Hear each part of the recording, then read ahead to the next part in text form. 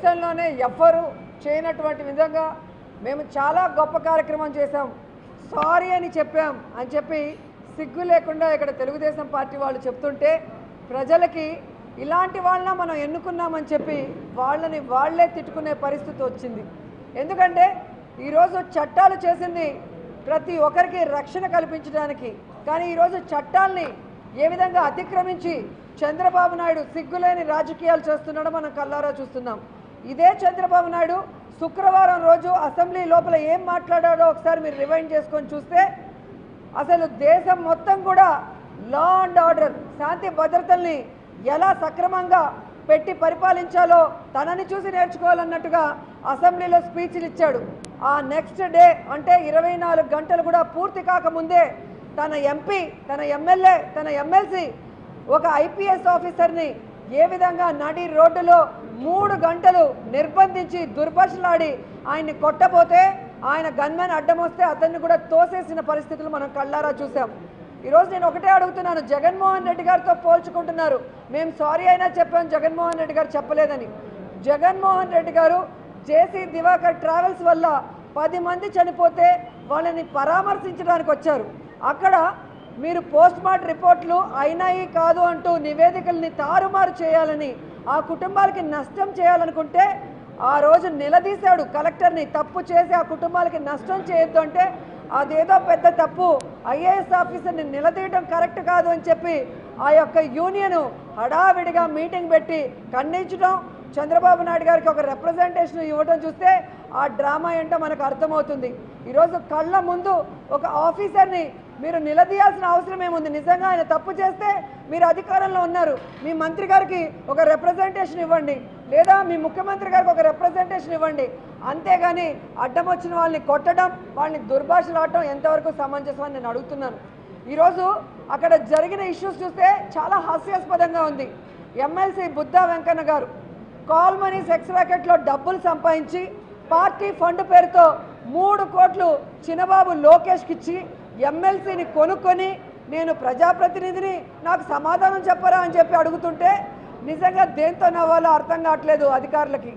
అలాగే కొడుకుకి రోడ్డు మీద ఎలా డ్రైవింగ్ నేర్పాలో చెప్పకుండా అచ్చోసిన ఆంబోతులా వదిలేసి ఈరోజు ఇతరుల మరణానికి కారణమైన వాడు ఈరోజు అఫీషియల్స్కి నీతులు చెప్తుంటే ఇతను బోండా ఉమానా గూండా ఉమానే మాకు అర్థం కావట్లేదు. అలాగే కేసినేని నాని గారు ఈ రాష్ట్రంలో అధికారంలోకి వచ్చిన తర్వాత అన్ని ప్రైవేట్ ట్రావెల్స్ని కూడా తమ అధికార బలంతో అణగదొక్కి కేవలం తమ ట్రావెల్స్ మాత్రమే లాభాల్లో ఉండాలని ఒక మాఫియా లాగా తయారై ఒక దురుద్దేశంతో ఐపీఎస్ బాలసుబ్రహ్మణ్యం గారిని ఆరెంజ్ ట్రావెల్స్ కానీ ఇక స్టార్ ట్రావెల్స్ కానీ అన్నిటి మీద కూడా తప్పుడు నివేదికలు ఇచ్చి మరి ఆ యొక్క ట్రావెల్స్ అన్నీ కూడా మూసేయాలన్న ప్రయత్నం చేస్తుంటే దానికి సహకరించని నీతి నిజాయితీ కలిగిన బాలసుబ్రహ్మణ్యం గారిని వేధించిన విషయం నిజం కాదా అని నేను అడుగుతున్నాను. ఎందుకంటే ఈరోజు నిజంగా ఈ ప్రైవేట్ ట్రావెల్స్ వల్ల ఆర్టీసీకి నష్టం జరుగుతుంది. మేము కూడా డిమాండ్ చేస్తున్నాం, మొత్తం ప్రైవేట్ ట్రావెల్స్ని రద్దు చేసి ఆర్టీసీని లాభాల్లో నడిపించండి అని. మొన్న ఇక్కడ చంద్రబాబు నాయుడు గారు చాలా హంగు ఆర్భాటాలతో 50 బస్సులు అమరావతి బస్సులకి జెండా ఊపాడు. మరి అవన్నీ కూడా లాభాల బాటలో పడాలంటే ఇలాంటి ప్రైవేట్ ట్రావెల్స్ అన్నీ కూడా క్లోజ్ చేయాలి. అది జేసీ ట్రావెల్స్ కానీ అలాగే కేసినేని ట్రావెల్స్ అయినా, లేకపోతే ఈయన ప్రారంభించిన ఈ బస్సులు కూడా నష్టాల్లోకి వెళ్తాయి. మరి ఈయన ఎందుకు ఇవి ప్రారంభించినట్టు మరి ఆయనే ఒకసారి ఆలోచించుకోవాల్సిన అవసరం ఉంది. ఈరోజు తెలుగుదేశం పార్టీ వాళ్ళు మాట్లాడేది చూస్తే పతివ్రతలు పరిశుద్ధ ఆత్మలు ఉన్న వాళ్ళలాగా మాట్లాడుతుంటే జనాలు నమ్మటానికి అమాయకులు కాదు, వెర్రి వెంగలప్పలు కూడా కాదు. ఈరోజు ఈ రాష్ట్రంలో చట్టాలు ఉన్నాయి, ఆ చట్టాలకు లోబడి ఈరోజు ఎంపీ కానీ ఎమ్మెల్యే కానీ ఎమ్మెల్సీ చేసిన తప్పులకి మరి క్రిమినల్ ప్రొసీజర్ ప్రకారం సెక్షన్స్ కనుక పెట్టి వాళ్ళని అరెస్ట్ చేయకపోతే వైఎస్ఆర్ కాంగ్రెస్ పార్టీ తరఫున మేము గట్టిగా కూడా పోరాడుతాం. ఈ సందర్భంగా చెప్తూ మీ అందరికీ తెలుసు బాలసుబ్రహ్మణ్యం గారు ఎస్పీగా పనిచేసినప్పుడు ఏ విధంగా తన ఉక్కు పాదంతో మరి అరాచకాలు చేసేవాళ్ళని, రౌడీయిజం చేసేవాళ్ళని, లా అండ్ ఆర్డర్కి ఇబ్బంది పెట్టే వాళ్ళని అనగదొక్కాడో, మళ్ళీ కనుక ఆయన ఒకసారి పోలీస్ యూనిఫామ్ వేసుకొని చట్టాన్ని అమలు చేయాలని కంకణం కట్టుకుంటే ఈ ముగ్గురిని ప్రకాశం బ్యారేజ్ మీద ఉరికించి కొట్టడం నిజం కాదా అని కూడా చెప్తున్నాను. కాబట్టి ఈరోజు అధికారం ఉందని ఎక్స్ట్రాలు చేయకండి. ఖచ్చితంగా ఈరోజు నీతి నిజాయితీ ఉంది కాబట్టి ఆ రోజు వనజాక్షి ఇసుక మాఫియా చేస్తున్న చింతమనేని అడ్డుకుంది.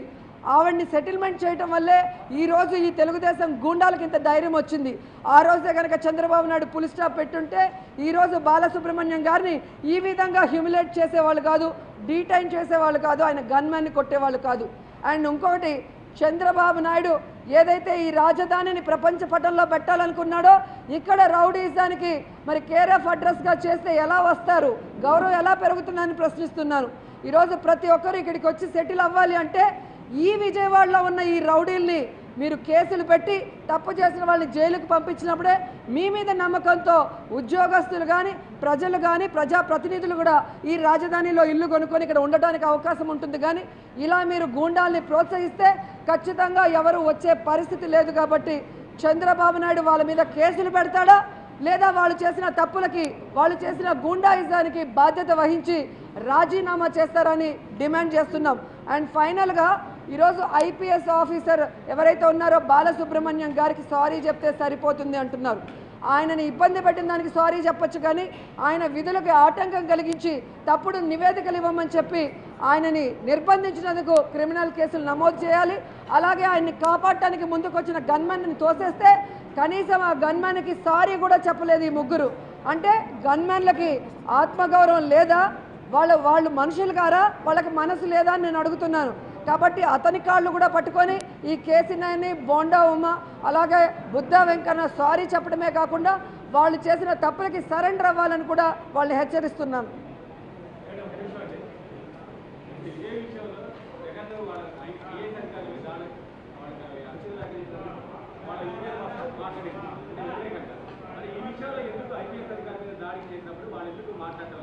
చంద్రబాబు నాయుడు గారు తన ఇంట్లో చేసిన స్కెచ్ ప్రకారం ఏదైతే స్క్రీన్ ప్లే ఉందో ఆ స్క్రీన్ ప్లే ప్రకారం పొద్దున 9-10 లోపలే మరి ఐఏఎస్ అధికారులందరూ ఒక మీటింగ్ పెట్టుకొని జగన్ గారిని తిట్టి ఖండించి ఆ లెటర్ని తీసుకుపోయి చంద్రబాబు నాయుడుకి ఇచ్చారే.